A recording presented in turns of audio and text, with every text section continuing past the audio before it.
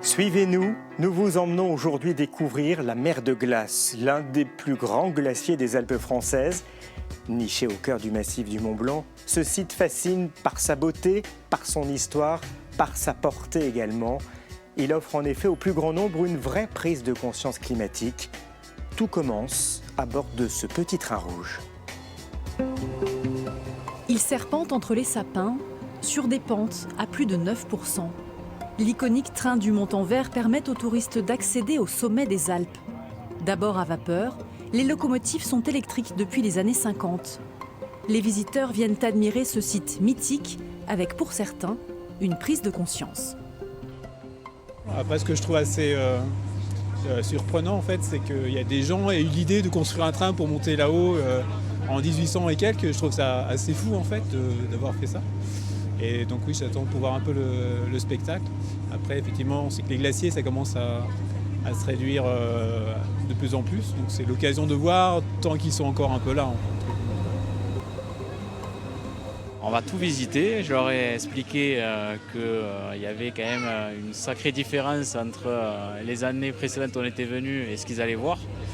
Alors c'est spectaculaire, peut-être pas dans le bon sens, mais ça permet de prendre conscience aussi du déclin du glacier. Découverte en 1741, la mer de glace devient une excursion touristique incontournable de la vallée de Chamonix. En 1974, le site accueille un nombre de visiteurs record. En un jour, le glacier est arpenté par 23 000 personnes, une véritable attraction. Mais depuis 1990, le glacier dépérit un peu plus chaque jour. Moi, j'ai attaqué à travailler ici il y a 20 ans. Le glacier qu'on distingue en bas sous les cailloux était un peu plus de 100 mètres plus haut qu'à l'heure actuelle. Cette glace bleue qu'on voit presque plus ici, puisque le glacier, vu qu'il a ralenti sa descente, en fait, il n'évacue plus tous les cailloux qui sont dessus. Et du coup, on a l'impression d'un glacier noir. Dans les entrailles de ce géant vivant, le spectacle est saisissant. Avec les mouvements du glacier, la grotte bouge, se déforme et fond. L'impact du changement climatique est à l'œuvre. Et quand on rentre dans ce glacier, justement, on peut toucher cette glace, chose qu'on peut rarement faire. C'est quand même très rare de pouvoir rentrer dans un glacier. Il y a aussi tous ces sons qui se réverbèrent, il y a cette lumière bleue très caractéristique du glacier. Enfin, c'est vraiment, on en prend plein l'essence, quoi.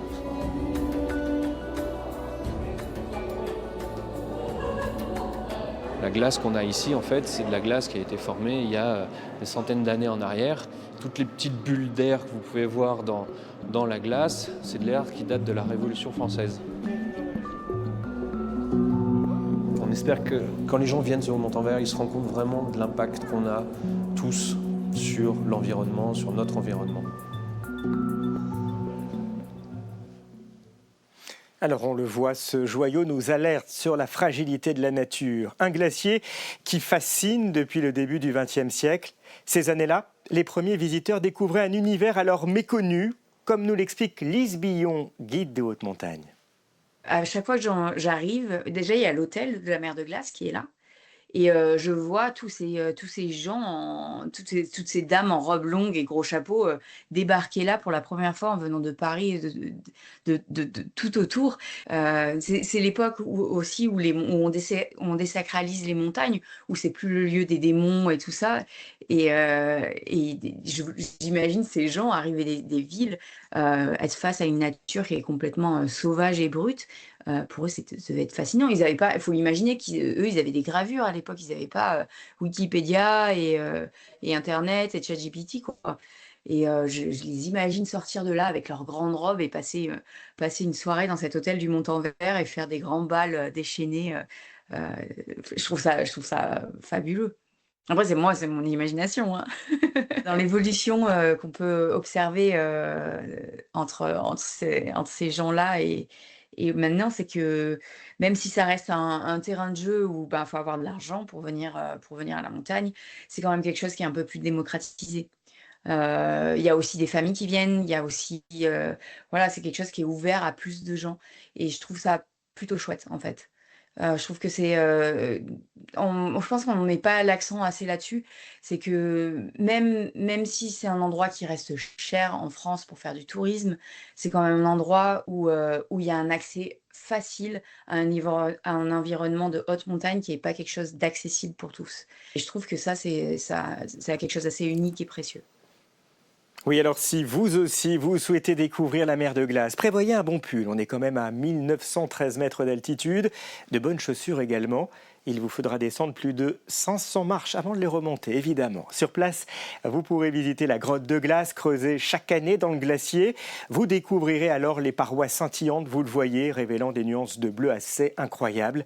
Lise nous le disait il y a quelques instants, ce n'est pas forcément donné, c'est vrai, mais c'est une belle expérience qui vous laissera de beaux souvenirs, c'est certain. Comptez 41,20 € pour le forfait comprenant l'accès au train du Montanvert, à la télécabine, à la grotte de glace et au glaciorium. 35 € pour les moins de 14 ans et les 65 ans et plus. Sachez par ailleurs qu'il existe un passe-famille à 124 € comprenant 2 adultes et 2 enfants. L'achat des billets est possible sur place ou en ligne. Comptez 2 à 3 heures pour faire le circuit complet comprenant le train du Montanvert et la visite du glacier. Vous l'avez compris, chaque jour, désormais, nous partirons ensemble à la découverte de lieux inspirants et nous en profiterons pour faire un pas de côté, pour aller voir un peu plus loin, aux alentours des trésors patrimoniaux que nous vous présentons.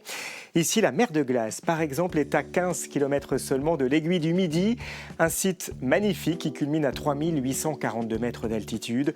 En quelques minutes seulement depuis Chamonix, vous profiterez d'un panorama à 360 degrés. Pour vivre cette expérience, rien de plus simple, il vous suffit d'emprunter le téléphérique de l'Aiguille du Midi.